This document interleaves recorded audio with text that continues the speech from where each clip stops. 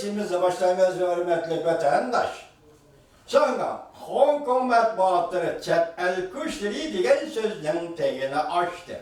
Amerika Cumhuriyeti turistlik diplomatları çekindirişi gerek. Mavzulu haber 8. ayının 12. günü Fransa Halkara Radyo Stansiyası'nın Xitay Dil programı ilan kılındı. Bundan başladı. Hong Kong yani Şangay Dagongbo bundan selburun Amerika'nın Şangaylı turistlik bir nefer diplomatik emeldarının arıq görünüşü ve aile ahvalının tepsili aşkarlığı. Hem de bu kişi Şangay'da arkadan kozgulavatkan namayişti. Kuturatkuçu, chet el kuçu de ayıplangan. Bu doğruda Amerika Devlet Mahkemesi'nin bayanatı şundak ligelliğini tenkit kılıp, Cumhur hükümetinin şundak ligelliğini tenkit kılıp, nükçek siyasi hakimiyet ligenin. Konservatif matbuat Washington vakit gezeti makal ilan kılıp Beijing Amerika diplomatlarını alvastılaştırdı. Onların bir haterliğine tehdit saldı. Hem de Kanada Cumhur münasebetindeki misallarını nakil keltirip Amerika'nın Cumhur'da turuştu barlık diplomatlarını çekindirip diplomatların Cumhur'da göreve elinişten saklanış doğrusu da taklit var. Amerika Koşmuş Ştatları hükümeti. Siyasi obzorcu Cancaten Washington vakit dizisi makale yazıp bunda göster. Amerika'nın Şangaylı turuşluk konsul emeldarı Julie Idih. Şangay Demokrat Hareketi'nin rehberi Huang Jiping katarlıkla bilen görüşken deyin ki Dagongbo gözeti bunun arka görünüşünü ve aile ahvalını tepsili haber kıldı. Cancaten bunda hesapladı.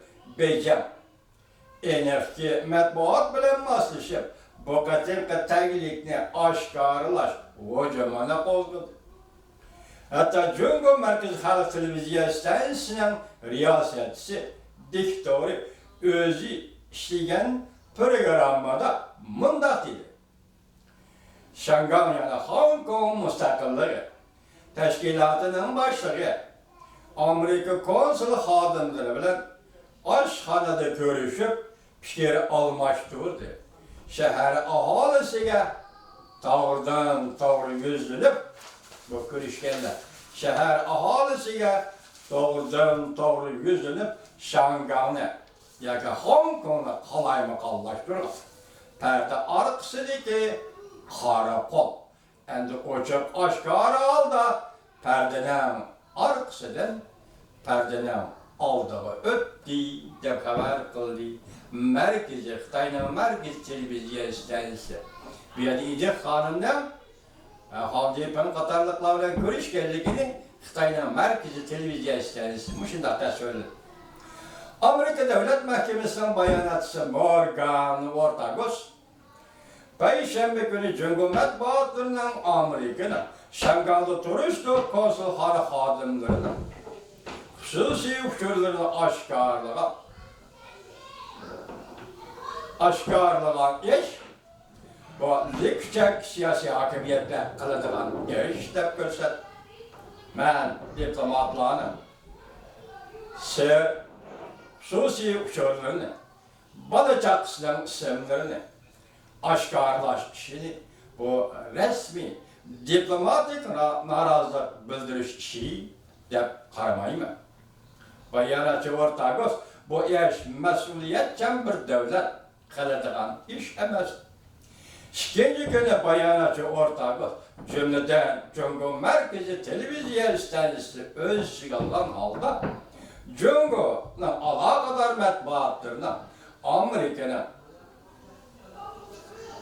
Amerika diplomat emeldallarının təglikini aşkarlığallığını mesuliyetsizlikten Allah kaçan bir xatarga özgerdiği de tenkit kıldı.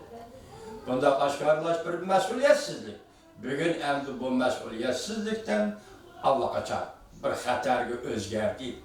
Demek Amerika Koşmuş Ştatları ile Cumhur oturistiki diplomatik münasebetlerindeki bu iş evvelki mesuliyetsiz, Cumhur'un mesuliyetsizliğinin endi bir xatarga o'zgardi deb tanqid qildi va to'xtab qolish haydakchilik qildi va Cumhur tarafni to'xtab qolishga haydakchilik qildi.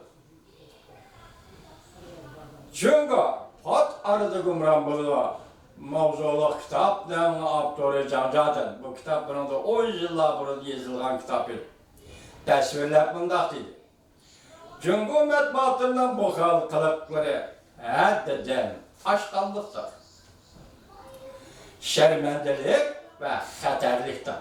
Əndi Cancadın bir eğiz qoyub birib, onu özüge yarışa sübət bilən atavatıdır. Cumhur mətbuatlarının bundaq qılışı, yani Amerika diplomatlarına hakaretlişi, yani şərməndilik ve xətərlikdir. Cancadın bundaq təsvirlidir. Kelgüsünü texemi köp Amerikalıqları zoravallık qilish hadisleri yüz berişi mümkün Cumhurda. Muşu payt, muşu vaqtda Washington, Beijing Amerika diplomatlarına davamlı ziyankaşlık qildi deb paraz qilish kerak. Muşu kun, muşu vaqtda Amerika Cumhur Amerika diplomatlarına ziyankaşlık qildi deb paraz qilish kerak. Cancadını şundaq lavatıdır.